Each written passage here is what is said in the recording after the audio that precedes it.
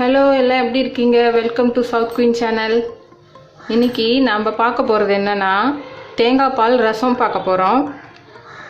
தேங்காய் பால் ரசம் இப்போ ரொம்ப நல்லது உடம்புக்கு.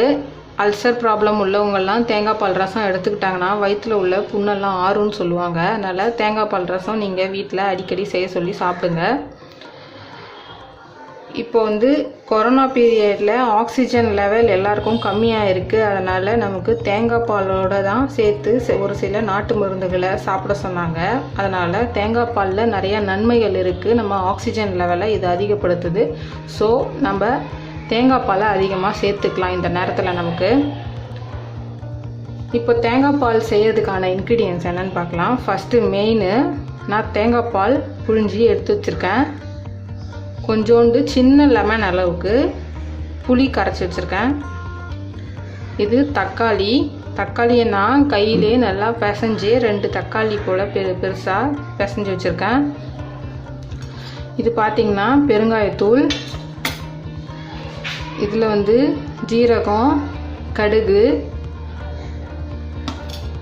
காஞ்ச மிளகாய், பூண்டு, மல்லித்தழை, 2 பச்சை மிளகா, கருவேப்பிலை, தேவையான எண்ணெய், தேவையான அளவுக்கு உப்பு சேர்த்துக்கோங்க, மஞ்சள் தூள், பெப்பர். அவ்வளோதான் நம்மளோட இன்க்ரீடியண்ட். இதை வச்சு நம்ம எப்படி தேங்காய் பால் ரசம் செய்யறதுன்னு பார்க்கலாம். நான் 2 மிளகாய் எடுத்து வச்சுருக்கேன், பச்சை மிளகா. உங்களுக்கு தேவைன்னா கம்மியாக வேணும்னா 1 மிளகா ஸ்கிப் பண்ணிக்கோங்க. இல்லை மிளகா நீங்கள் வேணான்னா கூட எடுத்துக்கோங்க, பச்சை மிளகாயை. ஏன்னா பச்சை மிளகா சேர்த்தோம்னா ரசத்தில் அது ஒரு தனி டேஸ்ட் கிடைக்கும். அதனால் நான் பச்சை மிளகா ஆட் பண்ணியிருக்கேன். 2 மிளகாவுமே நான் எல்லா ரசத்துக்குமே நார்மலாக நம்ம மிளகு ஜீரகம் அரைச்சி செய்வோம்ல, அந்த இதுக்குமே நான் பச்சை மிளகா ஆட் பண்ணுவேன். ஆனால் நம்மளுக்கு இதில் அரைக்க போகிறது எதுவும் கிடையாது. அப்படியே நம்ம எல்லாத்தையும் ஆட் பண்ண போகிறோம். அரைக்க போகிறது மட்டும் நான் பார்த்திங்கன்னா நம்மளோட தேங்காய் பால் மட்டும்தான். இப்போ நம்ம செய்முறைக்கு போயிடலாம். இப்போது நான் ஒரு பவுல் எடுத்துருக்கேன். இதில் நம்ம எடுத்து வச்சுருக்கிற தக்காளி, புளி கரைச்சல்,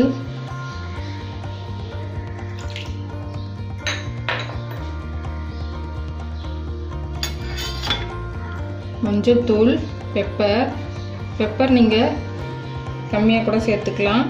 இல்லைன்னா சேர்க்காமல் இருந்தாலும் இது ரசத்தில் நல்லா தான் இருக்கும். நான் பெப்பர் பொடி சேர்த்துக்கிறேன்.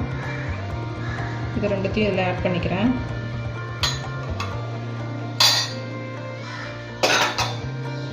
அடுத்தது கொத்தமல்லி, பச்சை மிளகாய், கருவேப்பிலை, பூண்டு தட்டி வச்சுருக்கேன், தோல் உரிக்காமல் தட்டி வச்சுருக்கேன். அப்போ நல்லா நமக்கு அந்த பூண்டில் இருக்கிற வாசம் நல்லாயிருக்கும். அதனால் தோல் உரிக்காமல் நான் இந்த பூண்டை தட்டி வச்சுருக்கேன். இப்போது இதில் நம்ம கம்மியாக தான் சேர்க்க போகிறோம் தண்ணி கொஞ்சம். ஏன்னா நம்ம நல்லா கையை கழுவிட்டு இதில் நம்ம அப்படியே எல்லாத்தையும் பிசைஞ்சு விட்டுடலாம். அப்போ நம்மளோட இந்த கொத்தமல்லியில் இருக்கிற ஃப்ளேவர்ஸ் எல்லாம் இந்த ரசத்தில் நமக்கு நல்லா கிடைக்கும். அதனால தான்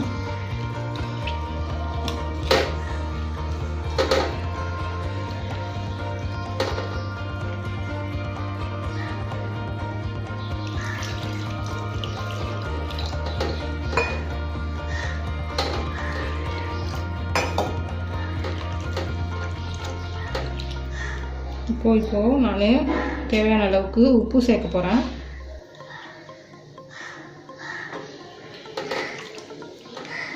நம்ம ரசத்துக்கு தேவையானது எல்லாத்தையும் நம்ம இப்போ சேர்த்துட்டோம்.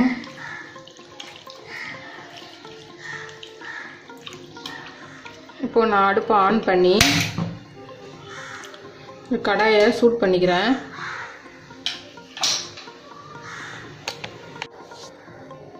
இப்போ நான் எண்ணெய் ஊற்றிக்கிறேன் தாளிக்கிறதுக்கு.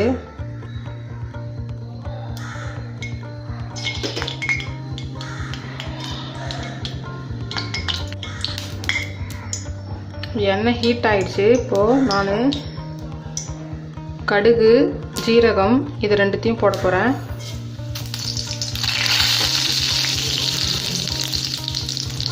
அப்புறம் காஞ்ச மிளகாயை கிள்ளி சேர்த்துக்கிறேன்.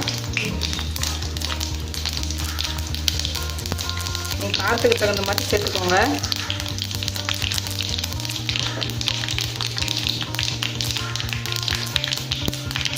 இதில் நான் கொஞ்சம் சுத்த பெருங்காய பொடியை சேர்த்துக்கிறேன்.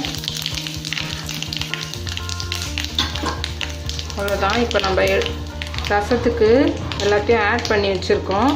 இதை எடுத்து நான் அதில் ஊற்ற போகிறேன்.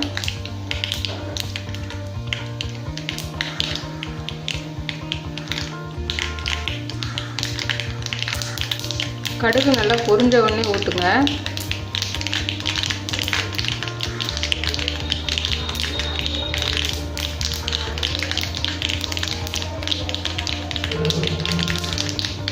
இப்போ நான் இதை ஊற்ற போகிறேன். நல்லா பொரிஞ்சிருச்சு.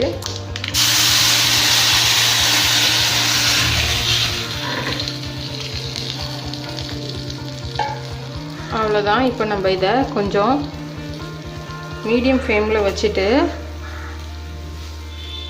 ஒரு மூடி போட்டு மூட போகிறோம். இதை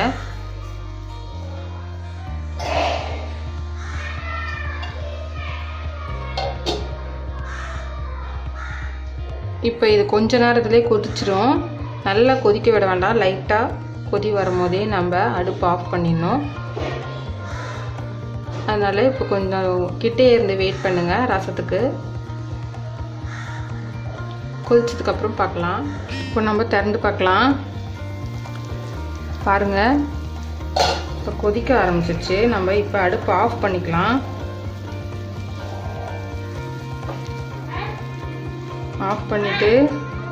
ஆஃப் பண்ணிட்டு தான் இந்த தேங்காய் பாலை நம்ம இதில் ஊற்றணும். அதுக்கு முன்னாடியே நம்ம ஊற்றிட்டோம்னா இந்த ரசம் தேங்காய் பால் வந்து திரிஞ்சிடும். அதனால் நீங்கள் பார்த்து அடுப்பை ஆஃப் பண்ணிவிட்டு அதுக்கு பிறகு தான் நீங்கள் இந்த தேங்காய் பாலை சேர்க்கணும்.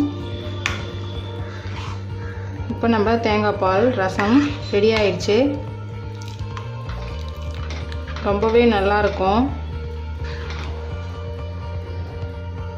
இது எறா தொக்கு, சிக்கன் வறுத்துட்டு சாப்பிட்டிங்கன்னா, இல்லை கனவா, இந்த மாதிரியான சைட் டிஷ்க்கு இது ரொம்பவே நல்லாயிருக்கும். ட்ரை பண்ணி பாருங்கள். இப்போ நான் இதை ஒரு பவுலுக்கு ட்ரான்ஸ்ஃபர் பண்ணுறேன்.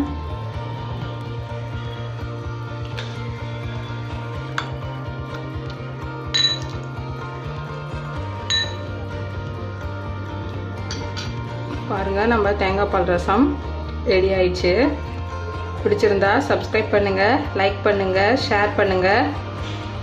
நம்ம இன்னொரு வீடியோவில் நல்ல ரெசிபியோடு பார்க்கலாம். பாய்.